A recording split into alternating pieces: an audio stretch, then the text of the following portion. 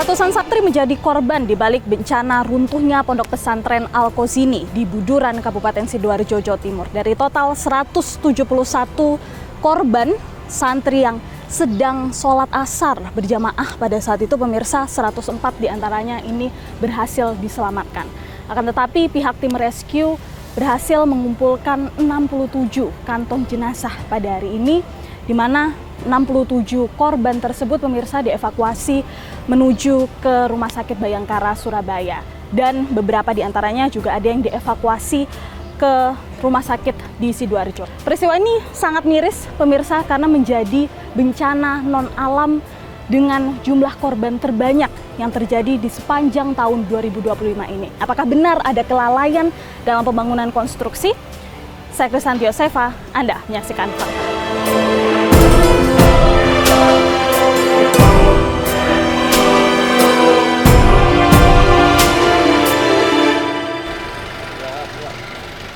Ini sudah memasuki hari ke-11, pemirsa, pasca tragedi runtuhnya Pondok Pesantren Al-Qazini di Sidoarjo, dan masih ada puluhan jenazah yang belum diidentifikasi setelah berhasil dievakuasi oleh tim evakuasi. Dan hari ini, pemirsa, di hari ke-11 ini kita melihat bagaimana perkembangan terbarunya, ada 6 kantong jenazah yang pada hari ini sudah berhasil dievakuasi.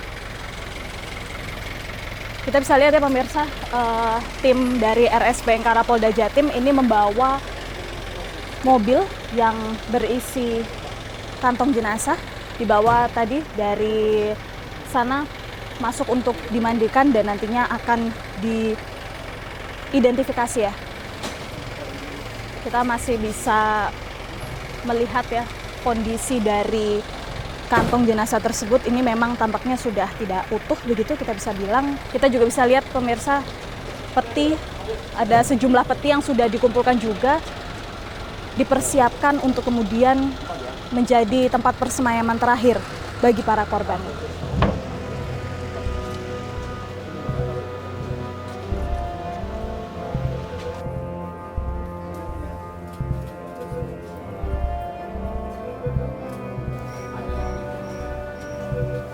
Pemirsa, sejumlah keluarga korban yang masih menunggu di sini, ini baru saja mengecek daftar korban yang sudah teridentifikasi, jumlahnya kurang lebih ada 40, dan mereka sudah menunggu di sini sejak lama ya, bahkan sejak pagi tadi. Kita mungkin saja sudah berhari-hari mereka menunggu di sini. Kita akan coba bertanya pada salah satu keluarga yang ada di sini. Di sini saya Tanti dari media, dari TV. Bapak salah satu keluarga, anggota keluarga korban. Oke, apakah sudah ada terdaftar di situ? Belum. Belum ada. Belum. Siapa? Atas nama siapa? Atas nama Muhammad Tony Apandi. Sudah mondok di Ponpes itu sejak kapan, Pak? Sekitar 2 tahun. Sekitar 2 tahunan ya. Ketika sudah berapa lama, Pak, menunggu informasi ini? Itu mulai Senin, tanggal berapa itu? Senin malam. Senin malam. Sampai sekarang udah berapa hari? Itu udah 12 hari ya? Iya, 12 hari. Sekitar 2 minggu. Iya. Di situ sekitar 1 minggu, terus kemarin pindah ke sini. Oh gitu. Iya. Bapak asli mana? Asli Madura. Asli Madura. Iya, asli Madura. Berarti kesini untuk melihat ini belum pulang sama sekali ke Madura? Belum pulang sama sekali. Oke. Sampai sejauh ini informasi yang didapat dari rumah sakit apa, Pak? Belum. Belum ada sama sekali? Belum ada. Oke, masih diminta menunggu? Masih diminta menunggu. Gitu. Sampai kapan Bapak akan menunggu? Sampai ketemu. Sampai ketemu, iya. Turut berduka cita ya, Pak. Iya, Kami berharap semoga keluarga bisa segera mendapatkan kabar ya, Pak. Iya, kasih. Iya. Suara saya untuk Anda yang berada di dalam. Kalau Anda mendengar suara saya, ketuk benda keras di sekitar Anda 3 kali. Berikan respon. Penolong. Apabila yang di dalam mendengar suara kami, Yusuf, umurmu berapa? 16 tahun. Apa yang luka? Ya? Nggak ada ya, cuma perut kecepet ya? Di sebelah kiri, Jus. Ya. Haikal. Kamu yang sakit apa, Nak? Semuanya sakit. Oke, semangat ya. Sabar. Ini yang satu sudah selamat. Kamu sabar ya. Sabar ya, Nak ya. Untuk malam ini. Ada, Pak? Oh iya, ini. Ada Pak? Ada. Alhamdulillah, Pak. Atas nama siapa, Pak? Atas nama Bapak Solehuddin. Oh, anaknya ya, Pak? Oh, anaknya ini Ahmad Suefi. Udah berapa lama mondok di sana? 2 tahun. Pertama kali tahu tentang kejadian ini seperti apa, Pak? Kan nggak nyangka seperti ini. Cuman tahu musola ambruk gitu toh. Oh iya, saya mau ke situ ya. Anak keberapa, Pak? Ahmad Suwaifi. Anak kedua. Anak kedua. Dari 2 bersaudara? 3 bersaudara. Waktu itu kabar terakhir yang didengar dari anak apa, Pak? Seminggu sebelum kejadian minta pulang. Jangan lah, kamu fokus aja ke pelajarannya, ngajinya yang rajin, jangan sampai nakal gitu toh. Iya Pak, ya Pak. Itu toh pesannya. Kami mengucapkan duka cita ya, turut berduka cita sekali lagi. Terima kasih banyak juga buat waktunya sudah mau berbagi sama kami ya. Oke, siap.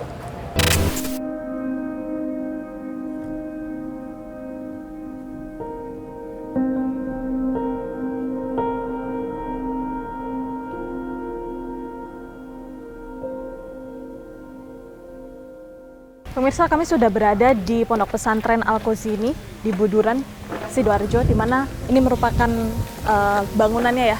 Dan kita tepatnya berada di Asrama Putra.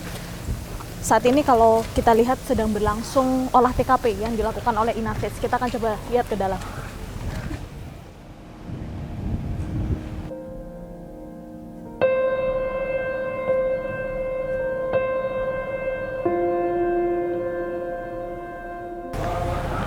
Kita tidak bisa mendekat ya pemirsa karena dibatasi oleh garis kuning kepolisian di sini. Tapi kalau kita bisa lihat di lokasi yang ditutup oleh terpal ini merupakan lokasi persis runtuhnya bangunan Ponpes Al-Qazini. Tampaknya pemirsa tim Inavis membawa sejumlah berkas-berkas ya, sedang bersiap memasukkan sejumlah barang ke dalam mobil. Kita masih belum tahu apa hasil dari olah TKP pada hari ini. Tim dari Krimsus Polda Jatim pun juga sudah tampak meninggalkan lokasi ya pemirsa. Mereka juga hadir dalam olah TKP pada hari ini. Sebagian barang bukti juga tadi kita bisa melihat sendiri beberapa berkas barang-barang ini juga sudah dibawa oleh mereka menuju ke kantor Polda. Dan sekarang garis kuning sudah kembali dipasang.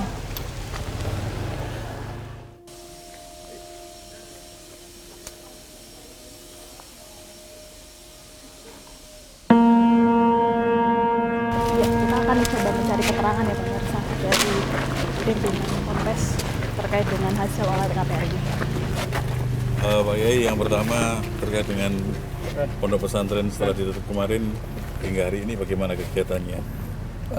Untuk para santri memang secara otomatis pulang dengan seizin para pengasuh dan rencananya 2-3 minggu ke depan sudah diperbolehkan untuk kembali. Dan sudah dirancang persiapan agar terus ada proses belajar mengajarnya tidak terhambat. Di gedung ini, Yai? Enggak, karena ini sudah di polis lain, nanti sudah kita arahkan bisa di kampus 2, kemudian ada di Pondok Pesantren Al-Falah Siwalan Panji, karena Al-Falah itu juga bagian dari pesantren Al-Qazini. Untuk pemeriksaan polisi mungkin saya tidak berhak untuk komentar, dari kita tunggu aja perkembangannya bagaimana. Tapi sudah dipanggil ya dari pihak Ponpes? Sepengetahuan saya belum ada. Informasinya pondok akan dirubuhkan semuanya, Yai? Kita belum tahu karena kemarin pembicaraannya masih ada dilakukan investigasi terhadap bangunan-bangunan yang ada.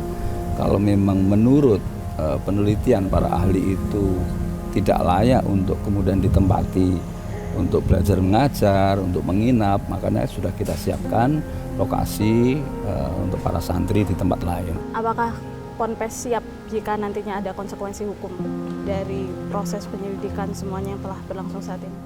Ya, sekali lagi kita tetap respon baik apapun proses yang terjadi, jangan sampai ada yang menghalang-halangi ataupun ini adalah negara hukum, tetap kita hargai apa yang dilakukan oleh para penegak hukum. Tadi mendengar ya ya sedikit pernyataan dari salah satu alumni yang kemudian ikut dalam proses olah TKP hari ini dan menjadi perwakilan dari Ponpes untuk menemui media. Tadi pemirsa menyatakan kalau segala proses hukum sampai sejauh ini masih terus berjalan, termasuk pada hari ini sedang dilakukan olah TKP atau tadi sudah dilakukan olah TKP.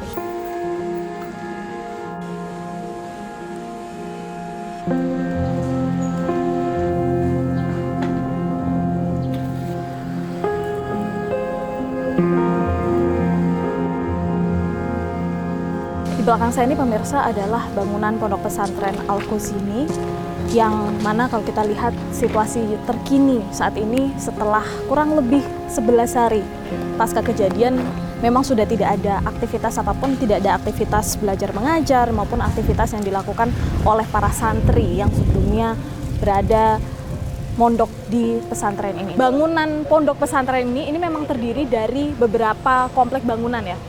Di depan sini ini merupakan bangunan yang sudah ada cukup lama. Kalau kita lihat pemirsa, di bagian atas dari gedung bawah ini ada 3 lantai lagi ya.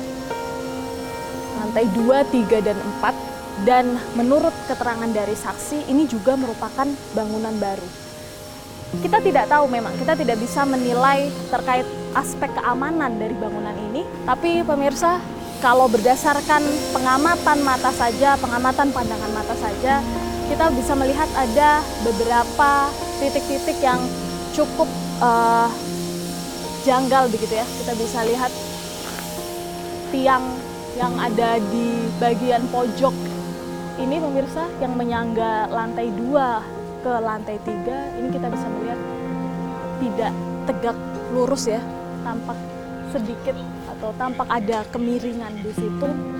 Dan kita bahkan tidak tahu juga tapi secara keseluruhan bagaimana keamanan, aspek keamanan dari bangunan ini yang mana juga masih dalam proses penyelidikan oleh kepolisian.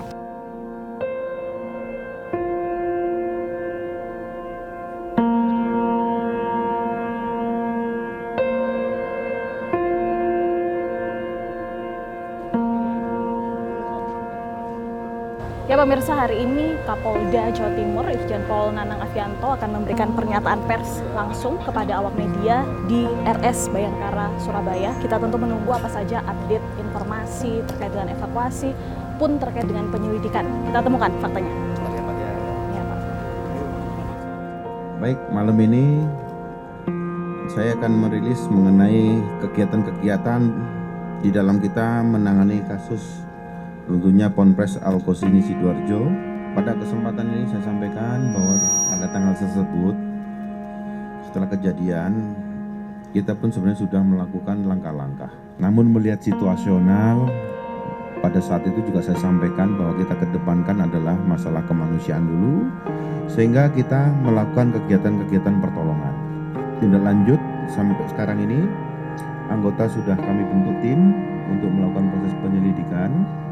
Adapun pasal-pasal yang akan kami sangkakan di sini adalah pasal 359 KUHP dan atau pasal 360 KUHP, kelalaian yang menyebabkan kematian dan atau luka berat. Jenderal, izin, kalau misalkan untuk pimpinan Ponpes sendiri apakah sudah dipanggil dan kemudian apakah sudah mengarah ke tersangka siapa nantinya yang akan dikenakan? Ya nanti perjalanannya proses itu. Tapi pimpinan Ponpesnya sudah dipanggil? Belum. Kenapa? Kan kami mengambil dulu keterangan-keterangan dari saksi-saksi. Nanti semuanya pasti akan mengarah kepada siapa yang bertanggung jawab di situ. Semua itu ada mekanismenya dan kami pun sudah melaksanakan prosedur-prosedur itu. Ya. Kalau perizinan apakah benar kalau ini Ponpes tidak berizin? Ya, karena kan ini juga sudah lama ya. Setahu kami ini menurut info yang beredar adalah Ponpes yang cukup tertua di Jawa Timur. Ya nanti kita lihat dulu di dalam prosesnya ini. Nanti akan kita sampaikan. Jenderal, izin apa saja sih tapi kelalaian yang ditemukan dalam proses ini sampai sejauh ini? Masih belum. ahli nanti. Oke, ini sekarang masih penyelidikan atau sudah penyelidikan, Jenderal? Ini mau gelar dulu. Ini mau gelar perkara? Sudah diperiksa semua. Nantinya? Semua nanti baru gelar, baru naik sidik. Nah, itu. Rencana dari Ponpes sendiri siapa saja sih yang akan dipanggil? Nanti ke penyidik. Oke, masalah izinnya sendiri gimana, Jenderal? Sudah ditemukan kah? Ya kan masih berproses. Nanti nanti kan berikutnya ada tahap pemberitahuan, progresnya pasti ada. Ya. Kalau rencana pimpinannya dipanggil kapan? Sudah adakah rencana untuk memanggil pimpinan Ponpes? Gelar, naik sidik baru bikin perencanaan untuk pemanggilan. Tapi sejauh ini sudah ada saksi-saksi yang dipanggil? Sudah. Dari mana saja? Ini dari Pak Dirkrim nanti yang jelaskan. Ya. Baik, terima kasih Jenderal. Oke, pemirsa, tadi kita sudah coba untuk menggali lebih lanjut ya keterangan dari pihak Kapolda, menyatakan kalau memang sampai sejauh ini proses penyelidikan masih dilakukan dan masih belum bisa ditentukan siapa saja nanti yang akan dipanggil dalam proses pemeriksaan, tapi saat ini sedang akan melakukan gelar perkara.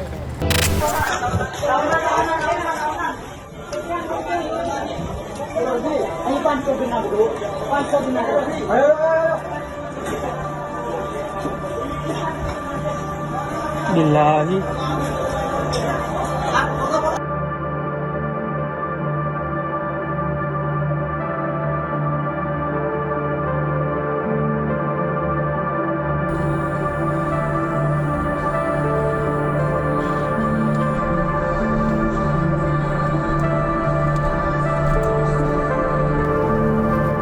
Reruntuhan bangunan Pondok Pesantren Al-Qazini dibuang di tempat pembuangan akhir atau TPA Jabon, Kabupaten Sidoarjo, Jawa Timur. Dari reruntuhan ini pemirsa kita bisa lihat nantinya sisa-sisa material seperti apa setelah reruntuhan terjadi. Kita harus maju dulu pemirsa, mentok di belakang nanti di TPA ini untuk melihat bagaimana sisa-sisa dari material tersebut. Kita temukan faktanya.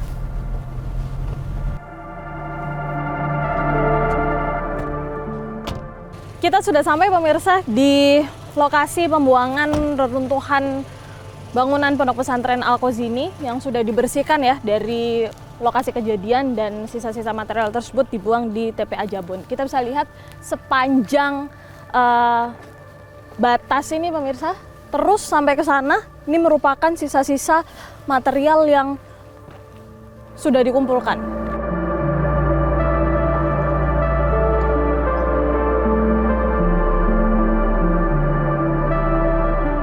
Ini bisa dilihat tanda waktu ketika dikumpulkannya material ini di tanggal 7 Oktober 2025, persis setelah Basarnas akhirnya menutup pencarian dan juga evakuasi dari ratusan korban, ratusan santri pada saat itu. Pemirsa, ini adalah bentuk-bentuk besi yang digunakan untuk pembangunan Ponpes Al-Qazini yang digunakan dalam beton penyangga bangunan Ponpes. Kita bisa lihat ada beberapa jenis ukuran besi ulir yang dipakai. Ini kita bisa lihat ya, ada yang ukurannya kecil, diameternya kecil, kemudian ada juga yang diameternya paling besar, paling tebal. Di sini bisa kami tunjukkan ya, di sini. Ada juga beberapa ukuran besi-besi lainnya yang digunakan di dalam beton. Tapi kita tidak bisa memastikan mana tiang-tiang penyangganya, mana beton-beton yang digunakan untuk menyangga bangunan Ponpes dan juga besi yang digunakan di dalam beton-beton tersebut sehingga kemudian bisa sampai runtuh begitu ya. Sementara itu pemirsa, di kaki saya ini kalau kita lihat dari bentuknya ini tampak seperti berukuran atau berbentuk lingkaran tabung begitu ya. Kemungkinan ini merupakan salah satu tiang penyangga atau beton penyangga di bangunan Ponpes Al-Qazini. Kita juga bisa lihat besi-besi ulir yang tertanam di dalamnya, yang ada juga terdiri dari berbagai ukuran dan cukup tebal kalau kita bisa lihat. Ya. Kalau kita bisa lihat di sini, ini adalah lembaran plat baja yang digunakan dalam bangunan Ponpes Al-Qazini. Kalau kita tahu, Ponpes ini juga sedang melakukan pembangunan di lantai 4. Sementara itu, di bagian ini pemirsa yang kita lihat ada patahan di sini, ini merupakan lantai beton yang kalau kita lihat kondisinya ini sudah patah begitu ya. Tapi pada saat kejadian, lantai beton inilah yang kemudian ambruk atau rubuh dan diduga atau kemungkinan lantai beton inilah yang menindih para korban pada saat itu. Nah, di belakang saya ini pemirsa, Anda bisa lihat adalah bambu-bambu yang digunakan untuk pengecoran. Karena memang pada saat itu ketika bangunan tersebut ambruk, ini sedang terjadi pembangunan di lantai 4 Ponpes Al-Qazini. Kita bisa lihat ya, kalau bambu-bambu ini digunakan sebagai penyangga dalam proses pengecoran yang sedang berlangsung pada saat itu. Ambruknya bangunan Ponpes Al-Qazini ini dimulai dengan patahan yang terjadi di lantai 2. Patahan ini terjadi di bagian tengah di lantai 2 dan kemudian mau tidak mau pun akhirnya lantai 3 dan juga 4 yang ada di atasnya pun ikut ambruk. Nah, diduga kenapa bisa terjadi patahan ini karena bangunan ini tidak mampu menopang beban dari bangunan tersebut, dari seluruh bangunan tersebut, dan kemudian akhirnya terjadi patahan ini.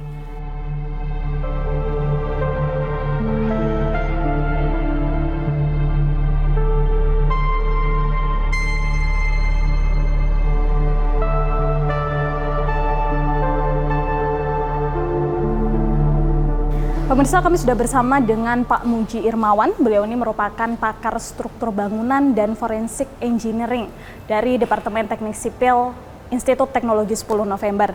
Apa sih Pak yang menyebabkan ya ketika bangunan, misal kita contohkan saja HP ini, misalkan yang saya pegang ini merupakan bangunan bertingkat yang kemudian patah sampai di bagian tengah dan kemudian ambruk, rubuh sampai ke bawah. Nah, apa sih yang menyebabkan hal ini bisa terjadi ketika sebuah bangunan bertingkat mengalami patah di tengah dan kemudian akhirnya rubuh? Kita bicara langsung gedung Al-Qazini ya. Oke. Al-Qazini itu mempunyai 4 lapis. Lantai dasar bukan lapis, tapi lantai 2, lantai 3, lantai 4 itu adalah lapis plat. Plat lantai yang disokong oleh kolom. Kolomnya ini kalau tidak salah memang ada 6 atau 9 kolom, 9 kolom. Nah, kemudian bangunan ini dari lantai 1, lantai dasar ke lantai 2, lantai 2 ke lantai 3, lantai 3 ke lantai 4, rencana mau di lantai ke-5. Nah, di kolom tengah ini tentunya akan menerima beban paling besar.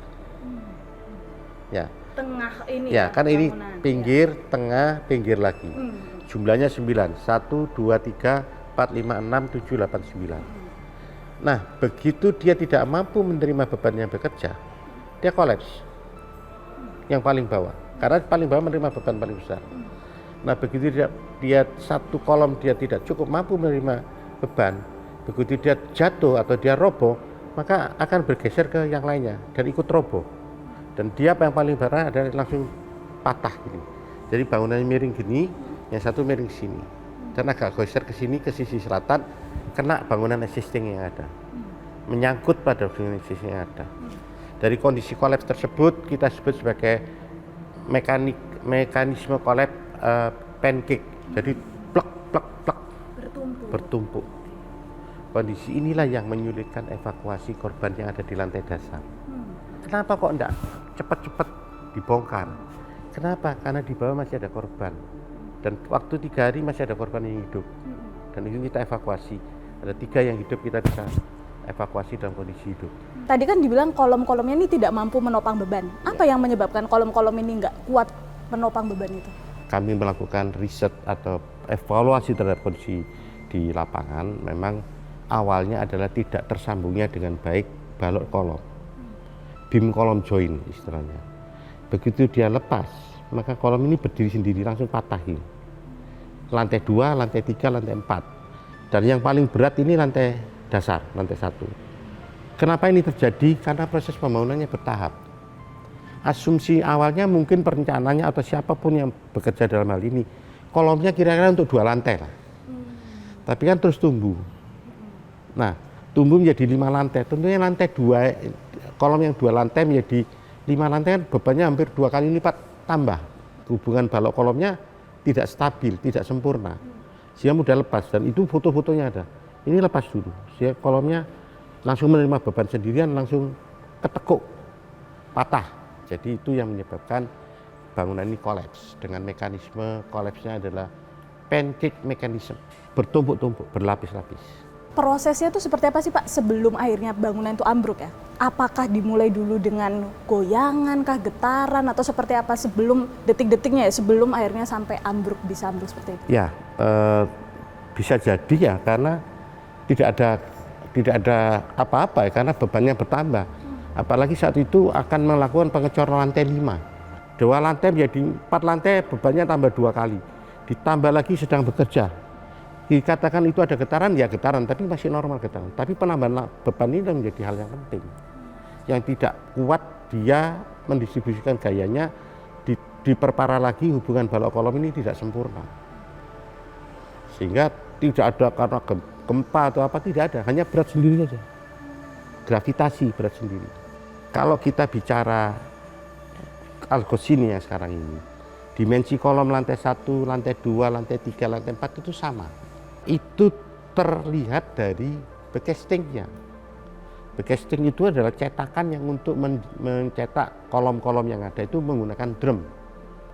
Padahal beban yang paling berat adalah di lantai dasar, lantai bawah, yang menerima beban 4 kali daripada yang di atas. Iya. Mau tidak mau bisa kita katakan ini lemah sekali. Rawan dia mengalami kegagalan. Seharusnya dimensi kolom lantai bawah harus lebih besar daripada yang lantai atas. Bahwa nanti harus kita ketahui juga mutu betonnya berapa, mutu tulangannya berapa. Mutu beton untuk gedung seperti ini harusnya FC minimum 25 atau FC 30 atau 30. Hasilnya ada berapa? Nanti kita ketahui. Mutu tulangannya harusnya 420. Nanti apakah kurang dari itu? Kita akan cek. Jumlah tulangan terpasang itu kan sudah ada fotonya. Apakah cukup untuk penampang kolom sebesar itu? Nanti kita akan cek. Nah, saat ini kami belum ada data karena kami belum bisa masuk ke lokasi untuk tahap penyidikan. Apa kemudian hal-hal yang bisa dilakukan untuk mencegah hal ini terulang? Misalkan pondok pesantren atau mungkin bangunan umum lainnya yang memiliki struktur bangunan yang tidak layak. Bahwa membangun gedung bertingkat ini harus direncanakan, dilaksanakan, dan diawasi dengan baik dan benar. Mengacu pada standar nasional Indonesia dan undang-undang. Undang-undangnya ada Undang-Undang Bangunan Gedung dan Undang-Undang Jasa Konstruksi. SNI-nya adalah SNI 1725, 1726, 1727, SNI 2847. Ini menyangkut konstruksi bangunan. Bagi siapa saja yang akan membangun atau berkeinginan membangun gedung berlantai lebih dari 2, permasalahan teknis ini menjadi penting. Kalau tidak akan jadi banyak korban runtuhnya bangunan. Sambungannya harus detail, pemasangan tulang harus benar, mutu beton harus benar, mutu tulangan benar, jumlah tulangan juga harus benar. Ini sangat penting. Baik, terima kasih banyak Pak Muji atas waktu dan insight-nya, luar biasa sekali. Pemirsa, kita temukan fakta selanjutnya. Al-Fatih, Fatih ya? Iya Pak Fatih. Fatih? Kalau Fatih bisa dari situ Pak. Di bawahmu? Itu dengan kakiku Pak. Kakiku ini ada Fatih Pak. Oh, kakimu ada Fatih ya? Fatih? Apa kendalamu Fatih? Apa? Yang terjepit apa Fatih? Enggak Pak, sama kayak aku Pak, ada yang terjepit. Nggak ada? Nggak ada ya? Aman kamu Fatih? Oke.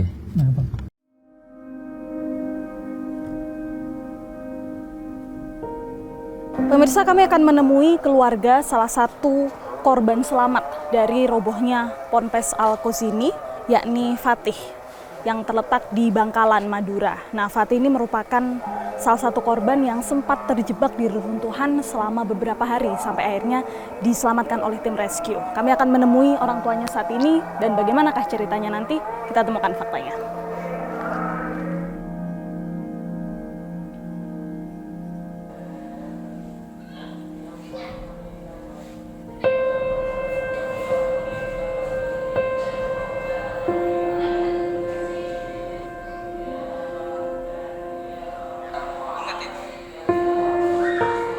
Kami sudah bersama dengan Pak Yai Hanan, orang tua dari Fatih, yang mana pada hari ini juga mendampingi kami untuk bisa bertemu dengan Fatih ya secara langsung, Pak Yai. Sebelumnya tentu kami tahu kalau ini bukan peristiwa yang mudah ya, ini adalah satu musibah bagi keluarga.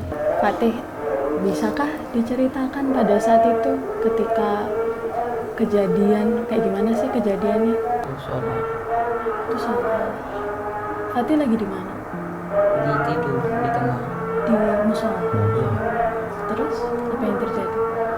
Kayak ada gempa. Langsung bangun. Kabur semua ikut kabur, tapi langsung roboh.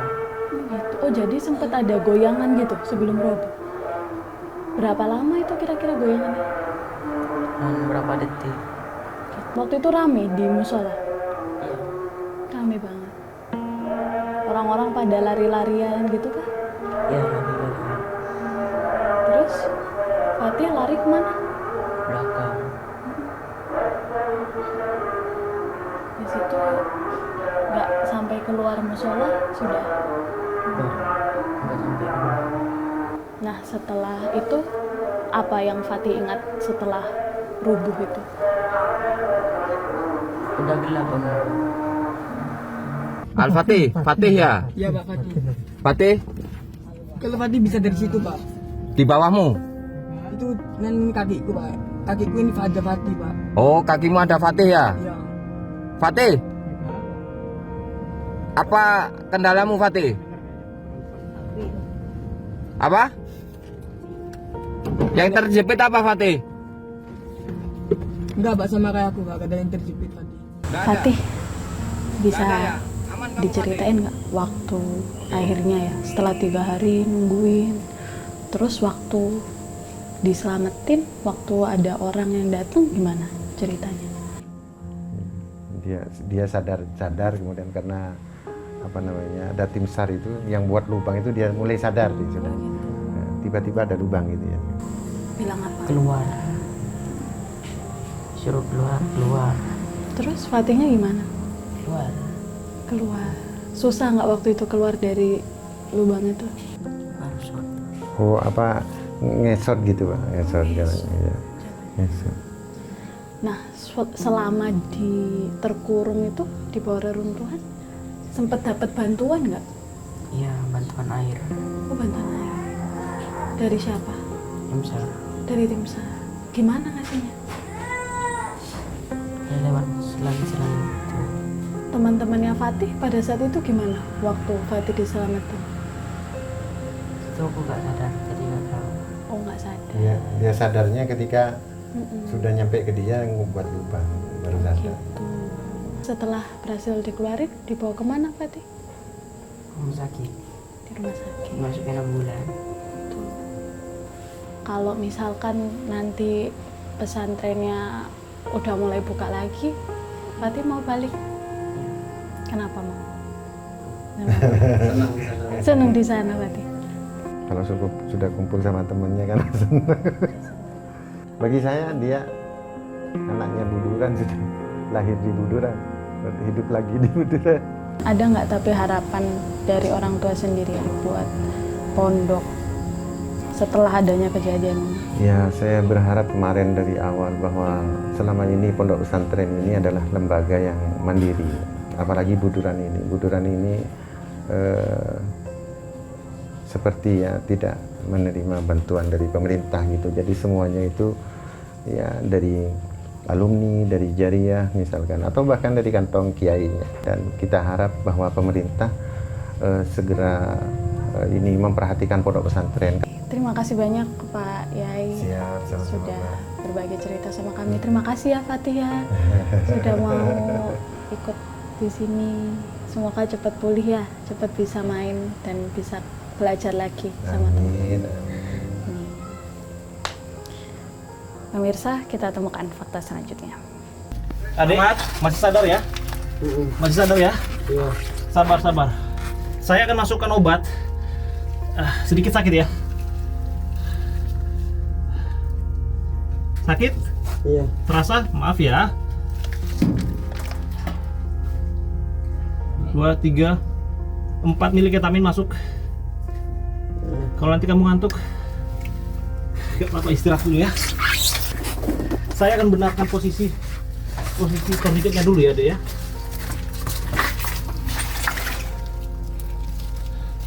Proses evakuasi para korban reruntuhan Ponpes Al-Qazini ini tak lepas dari jasa para tim rescue dan juga tim medis yang membantu dalam proses evakuasi.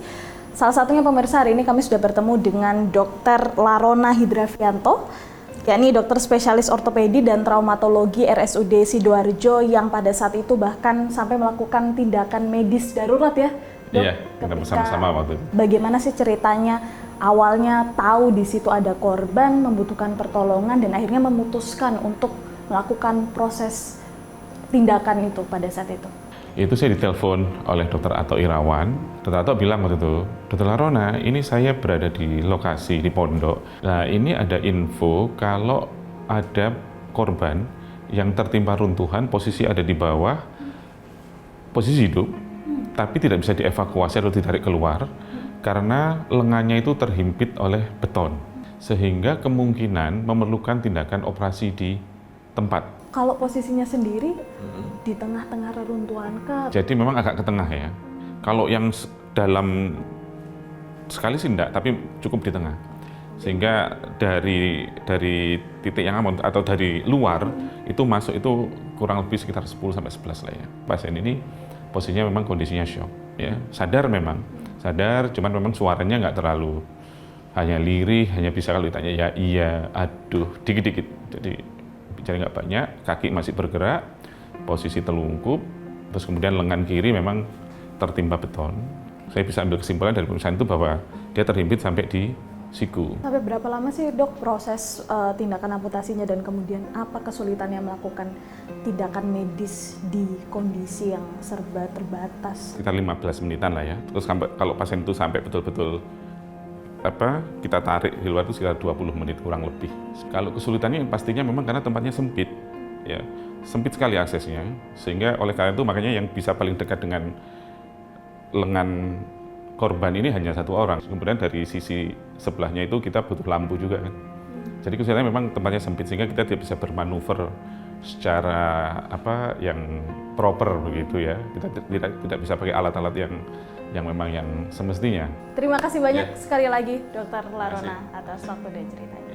Robohnya bangunan Pondok Pesantren Al-Qazini yang menewaskan puluhan korban jiwa dan luka-luka menjadi pengingat penting bagi seluruh pengelola pondok pesantren dalam hal perencanaan dan pembangunan yang sesuai aturan. Hingga kini kepolisian masih melakukan penyelidikan untuk menentukan siapa yang bertanggung jawab dalam peristiwa ini. Sementara itu, pakar konstruksi menilai penyebab robohnya bangunan Ponpes Al-Qazini diduga karena tidak kuat menopang beban yang terus bertambah seiring dengan bertambahnya tingkat bangunan. Saksikan terus Fakta setiap hari Senin pukul 20.00 waktu Indonesia Barat hanya di TV One.